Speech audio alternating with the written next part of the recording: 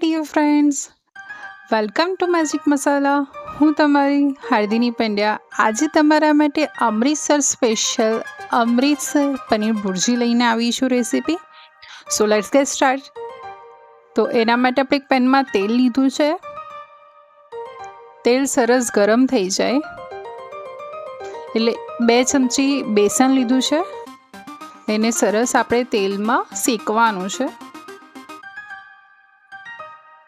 શેકવાનું છે એટલે કે દાણાદાર થાય એટલું નથી શેકવાનું, જસ્ટ એની કચાશ નીકળી જાય બેસનની એટલું આપણે શેકવાનું છે.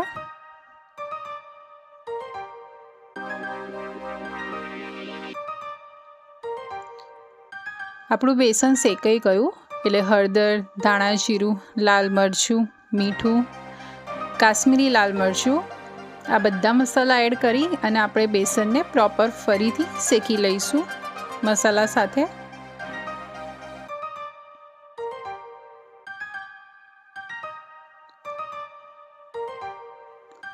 મસાલા અને બેસનને કન્ટિન્યુ સ્ટર કરતાં શેકવાનું છે કે જેથી એ ચોંટી ના જાય.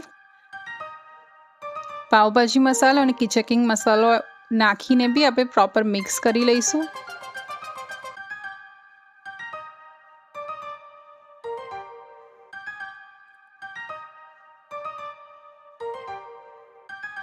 બધા મસાલા શેકાવાની સરસ અરોમાં આવતી થાય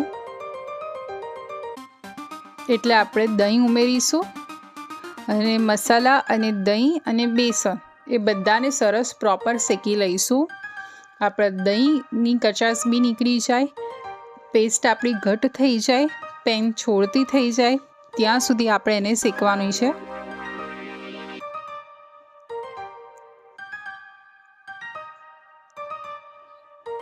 ચાટ મસાલો એડ કરીશું.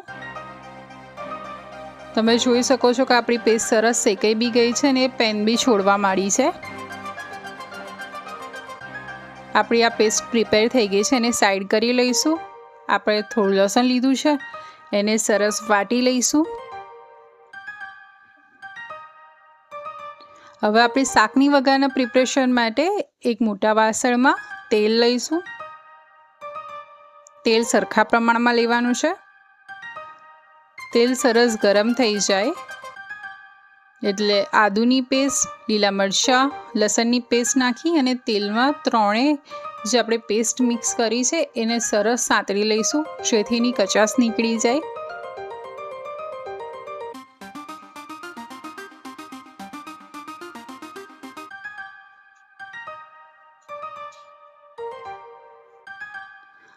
આપણી જેમ જેમ પેસ્ટ સંતળાતી જશે એમ એની અરોમા બી સરસ આવતી જશે. આપણે સ્પ્લિટ લીલું મરચું એડ કર્યું છે અને ચોપ ડુંગળી એડ કરેલી છે. એ બધાને સરસ સાંતળી લેવાની છે. તમે ઝીણી સમારેલી ડુંગળી બી એડ કરી શકો છો અને આવી રીતે ઊભી સ્લાઇસ સમારેલી બી ડુંગળી એડ કરી શકો છો.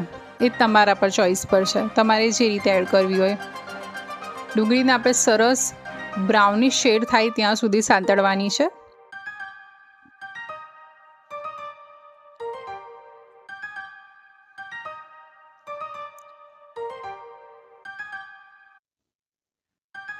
આપણી ડુંગળી સરસ સંતળાઈ ગઈ છે એટલે આપણે ઊભા સમારેલા ટામેટાં એડ કરીશું.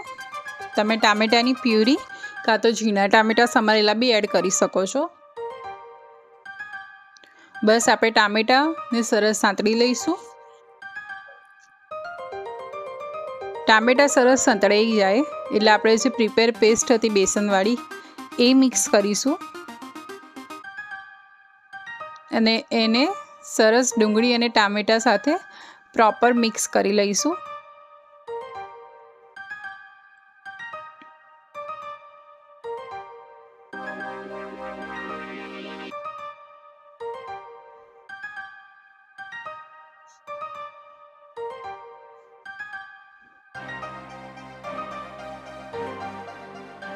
આપણે પ્રોપર મિક્સ થઈ ગયું એટલે થોડું પાણી લઈ એને સરસ હલાવી લઈશું.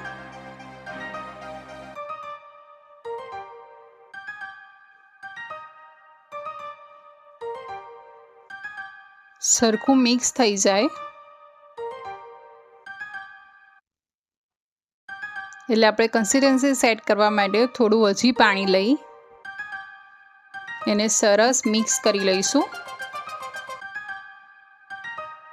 હવે બધી વસ્તુ જે પ્રિપેર થઈ એ આ તેલ ના છોડી દે સાઈડમાંથી, ત્યાં સુધી આપણે એને ધીરે ધીરે સ્લો ફ્લેમ પર કૂક કરીશું.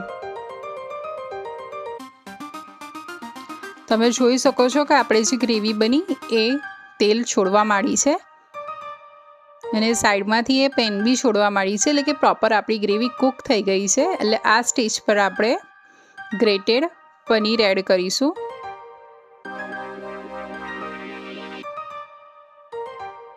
અને એને સરસ પ્રોપર મિક્સ કરી લઈશું.